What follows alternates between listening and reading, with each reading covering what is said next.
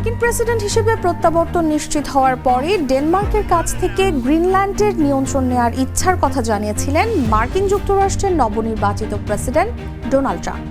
আর সেই ইচ্ছে যে প্রবল তা ক্রমশই পরিষ্কার হতে থাকে। ডেনমার্কের উপরে কূটনৈতিক ও অর্থনৈতিক চাপ বাড়াচ্ছেন তিনি।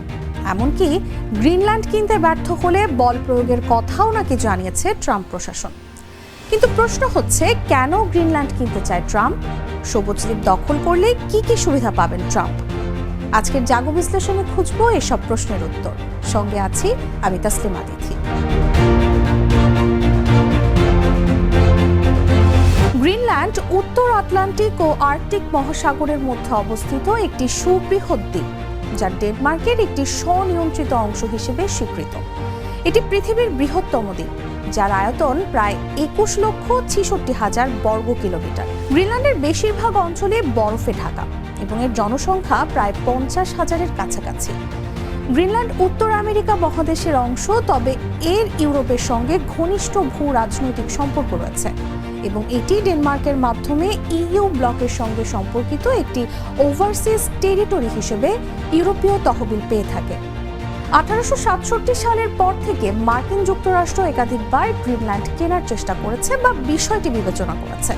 এমনকি মার্কিন প্রেসিডেন্ট হওয়ার প্রথম পর্যায়েও গ্রিনল্যান্ডের অংশবিশেষ কিনতে চেয়েছিলেন ট্রাম্প। ট্রাম্প কেন এই বৃহত্তম দ্বীপটি কিনতে চায়?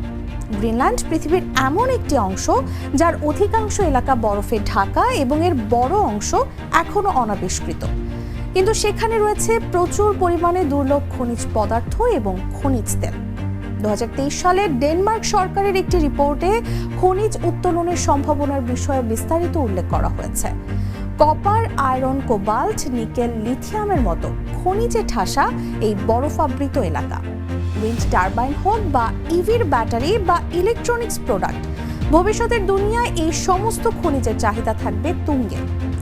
এই খনিজের দখল রাখা গেলে আগামী দিনে প্রযুক্তির লড়াইয়ে কয়েক যোজন এগিয়ে থাকা যাবে।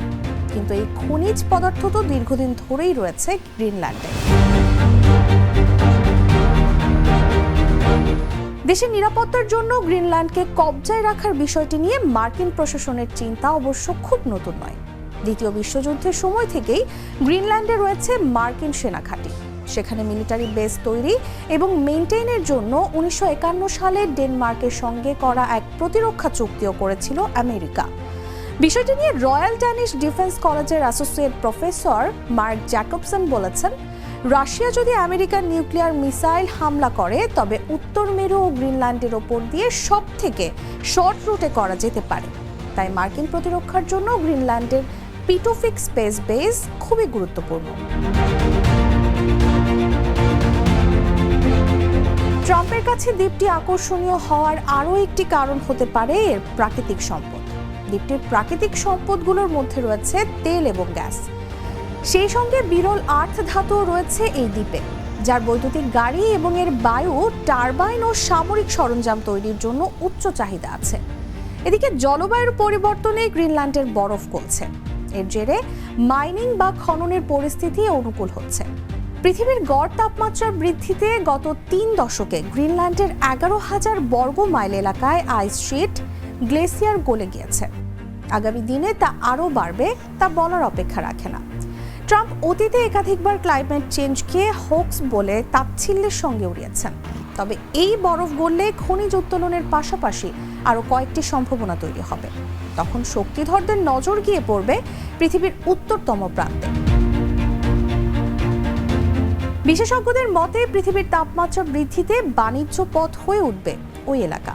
বর্তমানে পশ্চিম ইউরোপ এবং আমেরিকার পূর্ব উপকূল থেকে পূর্ব এশিয়া আসতে জাহাজকে বিস্তৃত পথ পাড়ি দিতে হয়, কিন্তু আর্কটিক সমুদ্র দিয়ে গেলে পূর্ব এশিয়ায় পৌঁছে যাওয়া সহজ হবে। সুয়েজ খাল দিয়ে এশিয়ায় আসতে যত রাস্তা পেরোতে হয় তার থেকে 40% কম পথ যেতে হবে।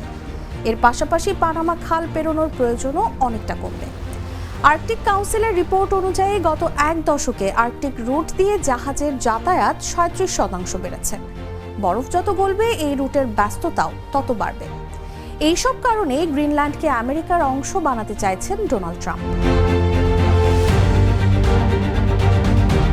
সবুজ দ্বীপ দখল করলে কি কি সুবিধা পাবেন ট্রাম্প? এই আধা স্বশাসিত দ্বীপটি উত্তর আমেরিকা মহাদেশের মধ্যে থাকলেও এটি আমেরিকার অংশ নয়। ইউরোপের ডেনমার্কের একটি অংশ এটি।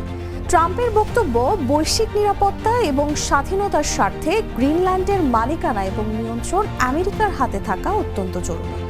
কূটনীতিকেরা মনে করছেন এই দ্বীপের দখল পেলে আমেরিকার অর্থনৈতিক নিরাপত্তার নতুন দিগন্ত খুলে যেতে পারে, কারণ এই দ্বীপটিতে লুকিয়ে রয়েছে খনিজ সম্পদের বিপুল ভাণ্ডার।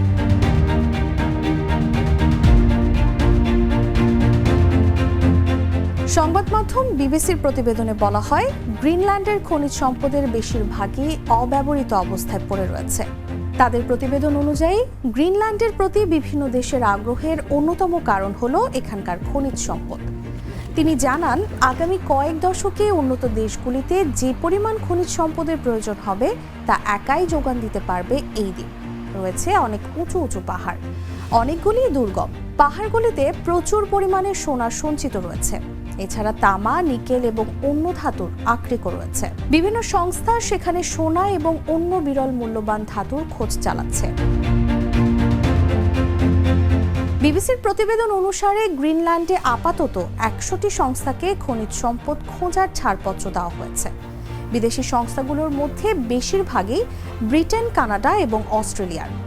আমেরিকার রয়েছে মাত্র একটি সংস্থা। রয়টার্সের সাম্প্রতিক এক প্রতিবেদন অনুসারে এক খনি সংস্থাকে আমেরিকা অনুরোধ করেছে তাদের উত্তোলন করা ধাতু চীনকে বিক্রি না করার জন্য।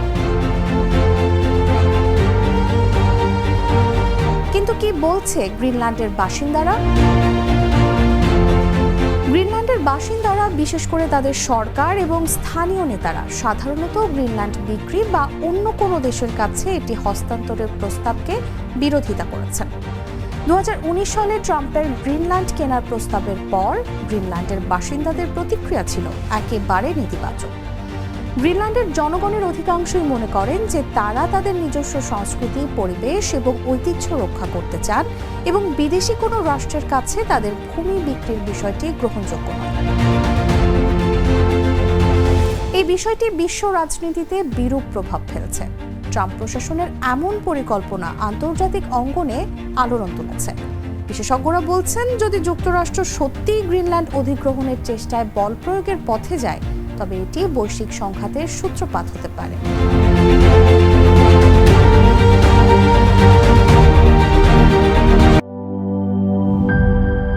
Cheer up!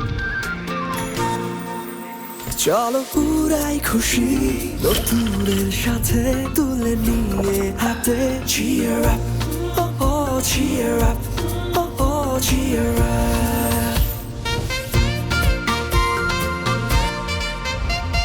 চুমুকে চুমুকে enjoy the life. চলো পুরাই খুশি তুলে নিয়ে হাতে। Cheer up, oh oh, cheer up. চিল হবে রিফ্রেশিং মুডে। চিয়ার আপ, চলো উড়াই খুশি।